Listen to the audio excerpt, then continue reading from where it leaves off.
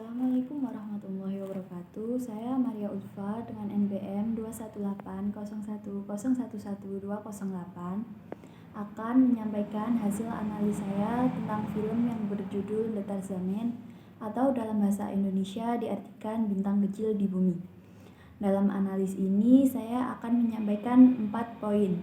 Yang pertama, sikap guru terhadap murid, yang kedua sikap orang tua terhadap anak, yang ketiga sikap anak terhadap guru dan orang tua, dan terakhir pesan dari saya. Di sini saya menyampaikan tugas ini guna memenuhi matkul bimbingan konseling. Bismillahirrahmanirrahim. Yang pertama, sikap guru terhadap murid. Yang pertama, bertingkah sopan dan mengerti psikologis sang murid. Jadi guru harus mengetahui gimana jiwa-jiwa murid yang sedang dihadapinya. Apabila si murid lagi sedih, si guru harusnya mendalami, tidak hanya mengetahui sisi murid dari luarnya saja dan menghukum seenaknya saja. Yang kedua, guru tidak memarahi siswanya di depan teman-teman yang lain. Apabila guru memarahi di depan teman-teman yang lainnya, maka si murid ini akan down. Jika dia sudah down, dia jadi tidak semangat belajar lagi dan tidak ada keinginan untuk melanjutkan belajar di sekolah.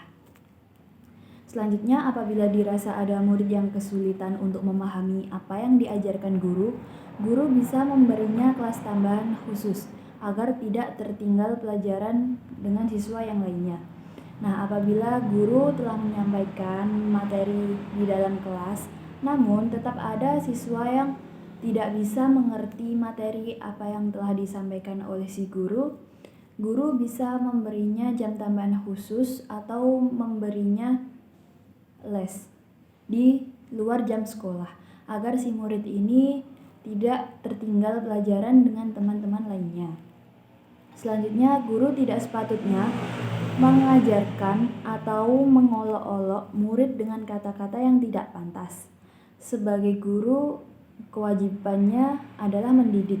Apabila guru mengejek atau mengolok-olok murid dengan kata-kata yang tidak pantas, itu bisa jadi teladan yang buruk untuk murid-murid lainnya. Untuk poin selanjutnya, guru yang baik akan mencari tahu apa keterbelakangan dari sang murid, lalu mengapresiasi dengan mendukungnya. Jadi kita tidak bisa menilai si murid dari kesalahannya aja, karena setiap murid bisa jadi dia punya kelebihan yang tidak diketahui oleh gurunya. Jadi guru tidak bisa langsung menyalahkan, tetapi melihat dulu faktor ke belakang yang mempengaruhi sang murid jadi begitu itu apa saja. Apabila guru sudah menemukan hal yang menjadi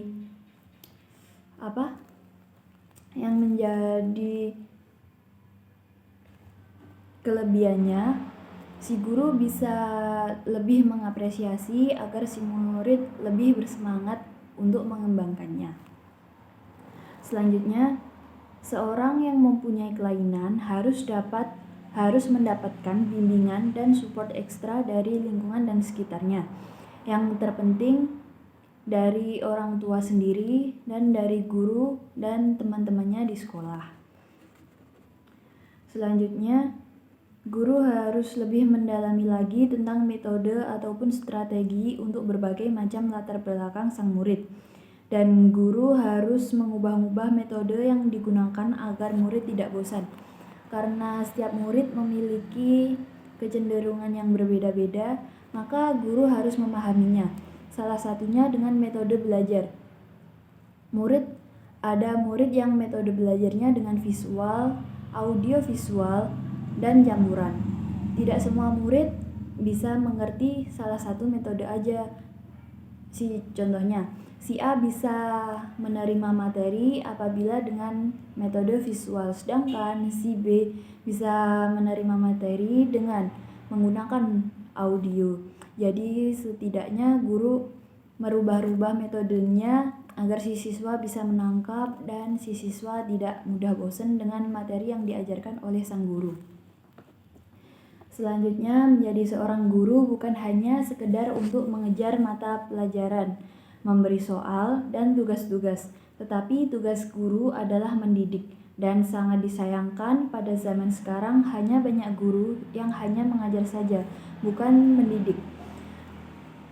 Jadi tugas utama seorang guru adalah mendidik. Mendidik di sini dalam artian yang lebih luas, bisa mendidik akhlak, mendidik perilaku, dan mata pelajaran. Nah, di samping mata pelajaran yang sudah diajarkan oleh guru, guru harus bisa mencontohkan hal-hal yang baik yang harus dicontoh oleh sang murid dan hal-hal yang tidak boleh dilakukan oleh sang murid. Untuk poin yang pertama, saya rasa cukup. Saya lanjut ke poin yang kedua, yakni sikap orang tua kepada anak. Yang pertama, mendukung perkembangan anak di usia belajar. Karena anak di usia belajar itu dia sangat rentan pengaruh terhadap dunia luar. Jadi sang orang tua harus mengawasi perkembangan si anak agar tidak menjadi perkembangan yang salah oleh oknum-oknum yang tidak bertanggung jawab. Selanjutnya, menasihati dengan cara yang baik dan tidak menimbulkan sakit hati. Menasihati dengan memberikan komunikasi yang baik, tidak membentak. Selanjutnya, melindungi anaknya apabila sang anak terlibat kasus bullying. Tidak semena-mena orang tua menyalahkan si anak karena si anak bertengkar dengan temannya. Bisa jadi karena temannya yang mengolok-olok si anak duluan, bukan sang anak yang salah. Jadi sebagai orang tua sebaiknya dicari dulu latar belakangnya, baru kita mengevaluasi dari perilaku sang anak.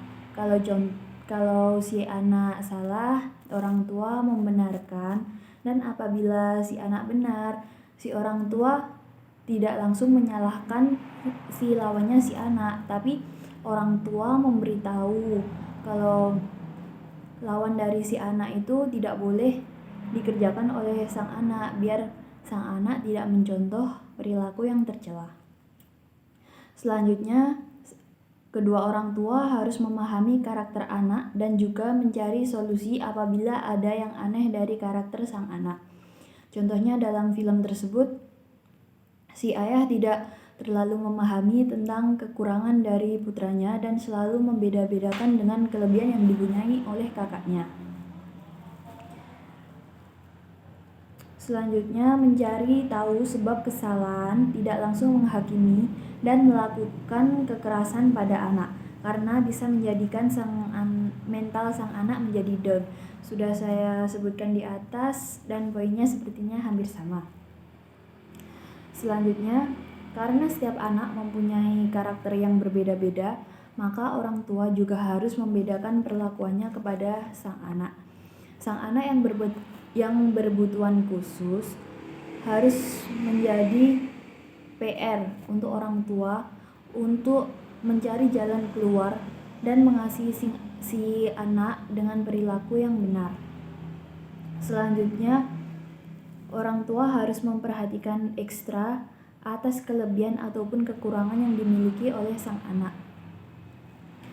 Si orang tua apabila ada kekurangan sang anak, orang tua harus memberikan petunjuk mana sebaiknya yang benar dilakukan oleh sang anak.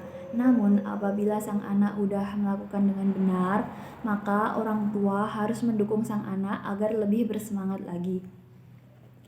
Selanjutnya, orang tua harus menyadari kebutuhan dari sang anak, karena orang tua tak pernah tahu bagaimana kebutuhan yang dibutuhkan sang anak. Yang terlebih lagi seperti di film itu, anak yang berkebutuhan khusus, orang tua harus ekstra memberikan support agar sang anak tidak merasa minder dengan lingkungan sekitarnya karena mereka merasa berbeda dengan yang lainnya.